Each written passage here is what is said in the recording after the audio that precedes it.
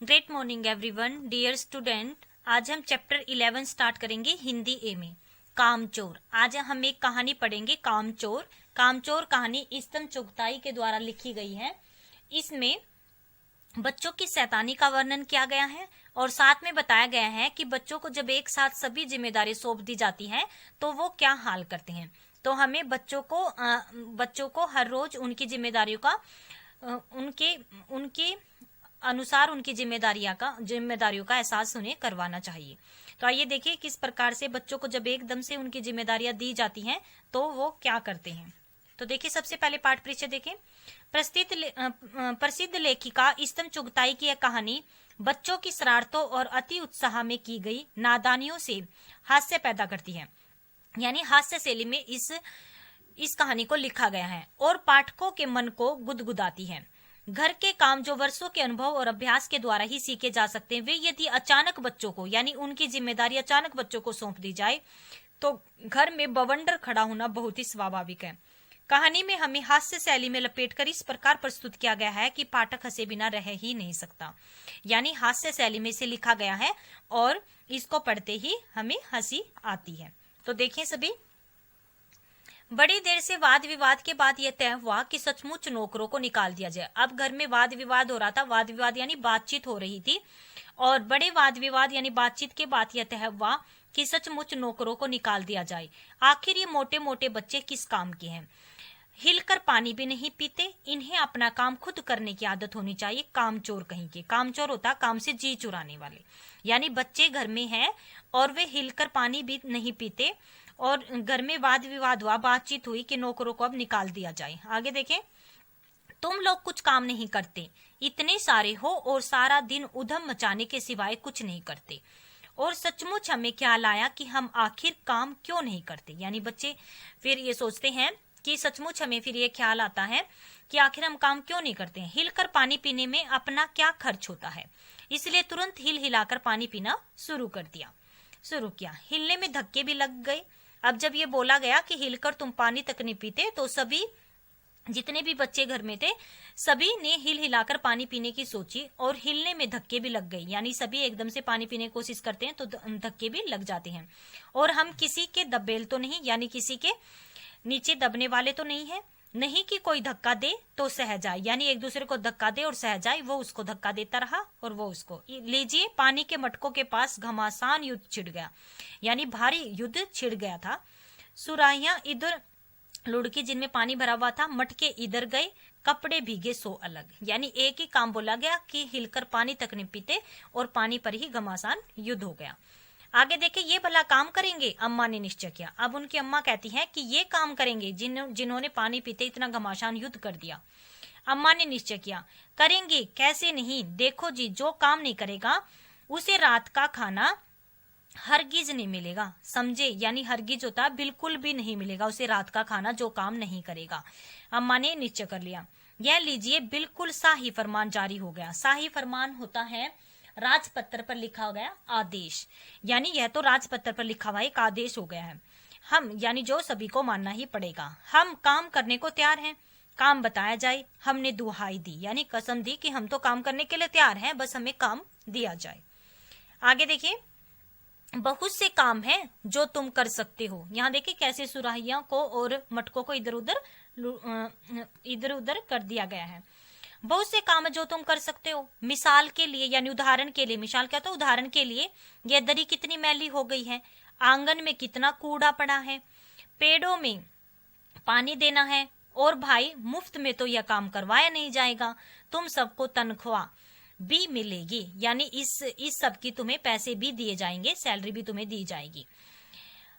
अब्बा मियाँ ने कुछ काम बताई। अब अब्बा मियाँ उनको काम बताते हैं कि उदाहरण के तौर पर तुम दरी को साफ कर सकते हो, आंगन में कूड़ा पड़ा है, पेड़ों को पानी दे सकते हो और तुमसे ये काम मुफ्त नहीं करवाए जाएंगे, इसके लिए तुम्हें तनख्वाह दी जाएगी। अब्बा मियाँ ने कुछ काम बताए और दूसरे कामों का हवाला भी दिया। आगे देखें, और दूसरे कामों का हवाला भी दिया। मालिक को तनख्वाह मिलती है अगर सब बच्चे मिलकर पानी डाले तो। यानी उन्हें कहा कि दूसरे काम भी यदि तुम कर दोगे तो मालिक को इसकी तनख्वाह मिलती है। अगर सब बच्चे मिलकर पानी डालें तो आगे कहा कि तुम्हें भी तनख्वाह मिल जाएगी। ए हे, खुदा के लिए नहीं, घर में बाढ़ आ जाएगी।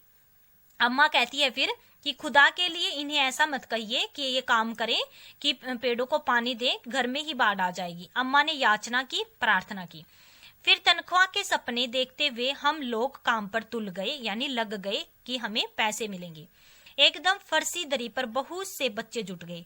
जो दरी मैली पड़ी थी उस पर सभी बच्चे जुट गए और चारों ओर से कोने पकड़कर झटकना शुरू किया। दो चार ने लकड़ियां लेकर धुआंधार पिटाई शुरू कर दी। यानी दो चार ने क्या किया, लकड़ियों को उठाया और उस पर धुआंधार यानी लगातार पिटाई शुरू कर दी। आगे देखिए, ए तुम पर खुदा की मार, सारा घर धूल से अट गया। खांसते खांसते सब बेदम हो गई, यानी एकदम से सांस भूल गई, सांस लेने में दिक्कत हो गई। सारी धूल जो दरी पर थी, जो फर्श पर थी, इसके सबके सिरों पर जम गई। यानी जो फर्श पर धूल गिरी और जो दरी पर ही थी वो सबके सिरों पर जम गई थी, सबके सिरों पर चढ़ गई, नाकों और आंखों में घुस गई थी। बुरा हाल हो गया सबका। हम लोगों को तुरंत आंगन में निकाला गया। वहां हम लोगों ने फौरन झाड़ू देने का फैसला किया। आगे देखिए, झाड़ू क्योंकि एक थी और तनख्वाह लेने के उम्मीदवार बहुत, यानी तनख्वाह को चाहने वाले बहुत अधिक थे, इसलिए क्षण भर में झाड़ू के भी पुर्जे उड़ गए। जितनी सींकें जिसके हाथ पड़ी वह उन्हीं से उल्टे सीधे हाथ मारने लग गया। जमीन कम और एक दूसरे की नंगी टांगे ज्यादा झाड़ी गई थी। नतीजा यह हुआ कि सींकें चली, यानी झाड़ू का भी क्या क्या, एक एक सींकें सभी ने ले ली और एक दूसरे की टांगों पर ही उनको ही ज्यादा उनसे क्या झाड़ा गया, ज्यादा उनकी टांगों को ही झाड़ा गया। नतीजा यह हुआ कि सींकें ही चली, आंखें फूटते फूटते बची। आगे देखिए, आंखें फूटते फूटते बची। अम्मा ने सिर पीट लिया, यानी एकदम से दुखी हो गई। भाई ये बुजुर्ग काम करने दें तो इंसान काम करे, जब जरा जरा सी बात पर टोकने लगे तो बस हो चुका काम। असल में झाड़ू देने से पहले जरा सा पानी छिड़क लेना चाहिए, बस। यह ख्याल आते ही तुरंत दरी पर, अब यहाँ पर अम्मा एकदम से अपना सिर पकड़ लेती है और ये बुजुर्ग काम करने तो इंसान काम करे, जब जरा सी बात पर टोकने लगे तो बस हो गया काम। यानी अब उन्हें बताया गया यदि तुम दरी पर थोड़ा सा पानी छिड़क लेना चाहिए, बस यह ख्याल आते ही तुरंत दरी पर पानी छिड़का गया। एक तो वैसे ही धूल में अटी हुई थी, पानी पड़ते ही सारी धूल कीचड़ बन गई। अब सब आंगन से भी निकाले गए। तय हुआ कि पेड़ों को पानी दिया जाए। बस सारे घर की बाल्टियां, लोटे, तसले, भगोने, पतीलियां लूट ली गई। जिन्हें ये चीजें भी न मिली वे ढोंगे, कटोरे और गिलास ही ले भागे। यानी इनसे क्या कर रहे थे, वो क्या करना चाह रहे थे, पेड़ों को पानी दे रहे थे। अब सब लोग नल पर टूट पड़े पानी भरने के लिए। यहाँ भी वह घमासान मची कि क्या मजाल एक बूंद पानी भी किसी के बर्तन में आ सके।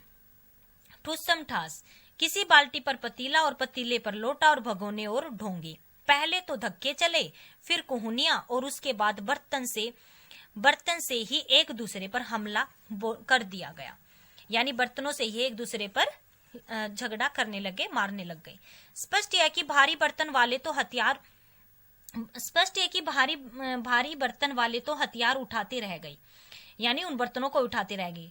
कटोरों ढोंगों वाली फौज ने गमोड़े डाल दिए और सिरों पर। फौरन बड़े भाइयों, बहनों, मामुओं और दमदार मौसियों, फूफियों की कुकुम होता सेना भेजी गई, जिन्होंने पतली पतली नीम की छड़ियों से वह सड़ाके लगाए कि फौज मैदान में हथियार लेकर पीठ दिखा गई, यानी भाग गई। यानी सभी वहां से फिर दौड़े गए जब सभी मौसी फूफियों को बुलाया गया, सबकी सेना को बुलाया गया। इस दिंगा मुस्ती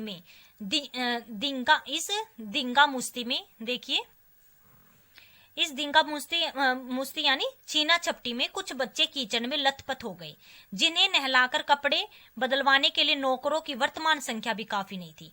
पास के बंगलों से नौकर आए और 4 आना प्रति बच्चा के हिसाब से नहलवाई गई। यानी फिर उन बच्चों को नौकरों से नहलवाया गया। पहले तो नौकरों की छुट्टी कर रहे थे कि बच्चे सारा काम करेंगे, और फिर वही नौकर कम पड़ गए बच्चों को नहलवाने के लिए।